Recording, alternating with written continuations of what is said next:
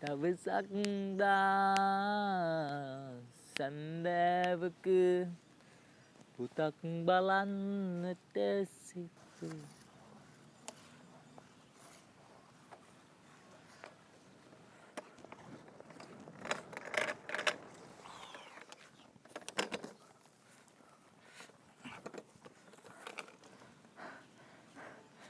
මොකද බා මහසොන කාලා වගේ මොකද උනේ අයියේ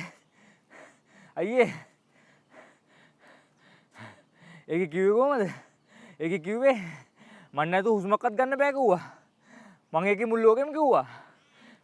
මට මොනවාර වුණොත් එම ඒකෙන් මොනවාරි කරගන්නවා කිව්වා.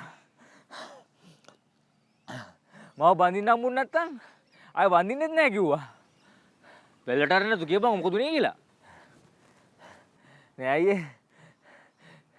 කාංචනා මට කිව්වා අද ඒකේ හම්බෙන්න වත්තේකට රව ගාවට එන්න කියලා.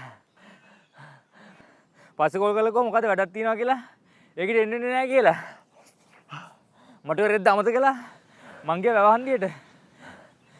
බත් දෙන්න කියලා කට්ට කාලා බලන් ඉඳලා ආවා. උඹටත් ඉතින් හොඳ වැඩේ. නෑ අයියේ නෑ. මන් නැතු හුස්මක්වත් ගන්න බෑ කිව්ව කාංචනා. මම වැව ගාවට යද්දි වෙන එකට කෘතිම සුසනේ දෙනවා. නෑ. අම්මට ඉතින් හුදකලාව කිව්වා. ඉතින් අම්මා බයියේ මම ඔගේ මරාගෙන මැරනවා. මම උඩ යහතින් දෙන්නේ.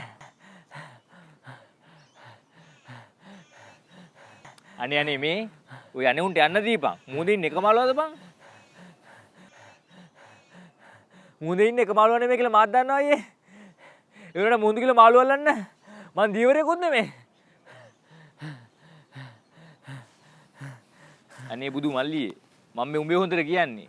උඹට දැන් ඒකේ වෙන කොල්ලෙක් කිස් කරනවා දැකලා මරාගෙන වරෙන් තරම් කේන්ති. උඹ හිතපන් දවසක බැඳ දවසක මේ උඹ වැඩැල්ල ගෙදරෙද්දි වෙන එකේ ගෙට පැනලා මේ ගල්ලෙන බින්දලා නිදාහාර ආරිද්දි කොහමද? එතකොට ඕගුන්ට දැම්මම ඇතල්ලා දාපන් තේරුමක් නැහැ. ඔන්නේ බයිසිකල් ගනියන්. වරෙන් කෑන්. ආදර හිතනවා දැක්කම සුරංගනවා ගේ ලස්සනයි. පොඩ්ඩක් ඉන්න සුද මදන්නවා. ඈ බං. බුදිත මිනිත් මරන්නනේ හිටියේ. මොකෝ එක මට හැපි මූඩ් එකක් ගහලා. කෙල්ලෙක්ක සෙට් වුණාද ඒ ටිකට?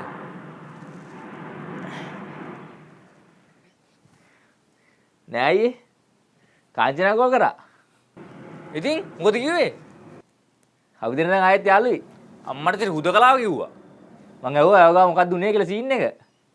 කාංචනා කියන්නේ ඒ ඇවිල්ලා කාංචනා අඳුර කසිනය කෙනෙක් කියලා. මං හිතන තරම් දෙයක් එතන සිද්ධුනේ නෑලු. උඹත් එක විශ්වාස කරා.